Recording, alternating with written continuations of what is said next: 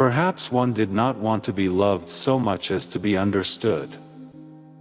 Who controls the past controls the future. Who controls the present controls the past. Every generation imagines itself to be more intelligent than the one that went before it, and wiser than the one that comes after it. The creatures outside looked from pig to man, and from man to pig, and from pig to man again, but already it was impossible to say which was which. Doublethink means the power of holding two contradictory beliefs in one's mind simultaneously, and accepting both of them. Now I will tell you the answer to my question. It is this. The party seeks power entirely for its own sake. We are not interested in the good of others, we are interested solely in power, pure power. What pure power means you will understand presently. We are different from the oligarchies of the past in that we know what we are doing. All the others, even those who resembled ourselves, were cowards and hypocrites. The German Nazis and the Russian communists came very close to us in their methods, but they never had the courage to recognize their own motives. They pretended, perhaps they even believed, that they had seized power unwillingly and for a limited time, and that just around the corner there lay a paradise where human beings would be free and equal. We are not like that. We know that no one ever seizes power with the intention of relinquishing it. Power is not a means, it is an end. One does not establish a dictatorship in order to safeguard a revolution, one makes the revolution in order to establish the dictatorship. The object of persecution is persecution. The object of torture is torture. The object of power is power. Now you begin to understand me. Being in a minority, even in a minority of one, did not make you mad.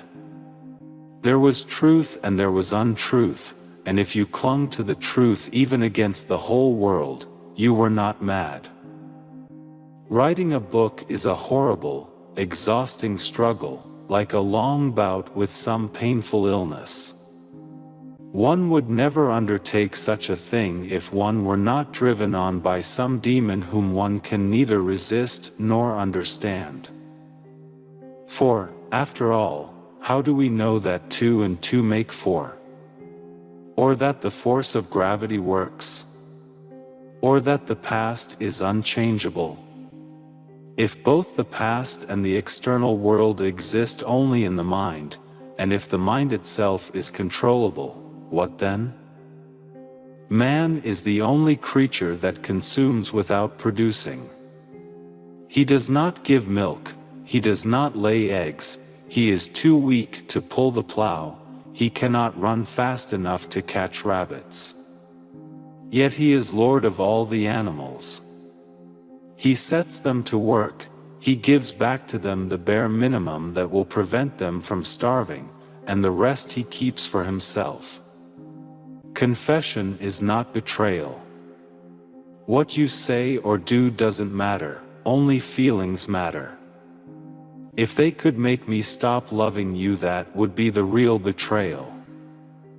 Every record has been destroyed or falsified, every book rewritten, every picture has been repainted, every statue and street building has been renamed, every date has been altered. And the process is continuing day by day and minute by minute. History has stopped. Nothing exists except an endless present in which the party is always right. A scrupulous writer, in every sentence that he writes, will ask himself at least 4 questions, thus, 1. What am I trying to say? 2. What words will express it? 3. What image or idiom will make it clearer? 4. Is this image fresh enough to have an effect? The object of terrorism is terrorism. The object of oppression is oppression. The object of torture is torture. The object of murder is murder. The object of power is power. Now do you begin to understand me? No one believes more firmly than Comrade Napoleon that all animals are equal. He would be only too happy to let you make your decisions for yourselves. But sometimes you might make the wrong decisions, comrades, and then where should we be? The masses never revolt of their own accord, and they never revolt merely because they are oppressed. Indeed, so long as they are not permitted to have standards of comparison, they never even become aware that they are oppressed.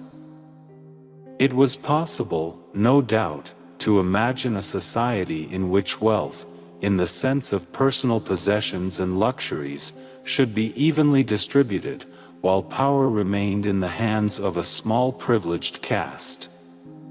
But in practice such a society could not long remain stable.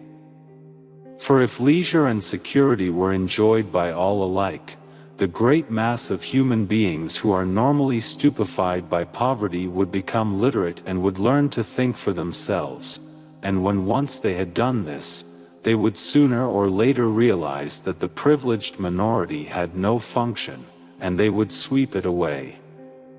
In the long run, a hierarchical society was only possible on a basis of poverty and ignorance. The ministry of peace concerns itself with war, the ministry of truth with lies, the ministry of love with torture, and the ministry of plenty with starvation. These contradictions are not accidental, nor do they result from ordinary hypocrisy. They are deliberate exercises in doublethink. So long as they, the proles, continued to work and breed, their other activities were without importance. Left to themselves, like cattle turned loose upon the plains of Argentina, they had reverted to a style of life that appeared to be natural to them, a sort of ancestral pattern, heavy physical work, the care of home and children, petty quarrels with neighbors, films, football, beer, and above all, gambling filled up the horizon of their minds. To keep them in control was not difficult. Power is not a means, it is an end.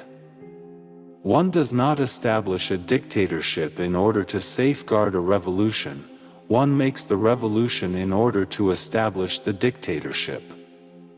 The object of persecution is persecution.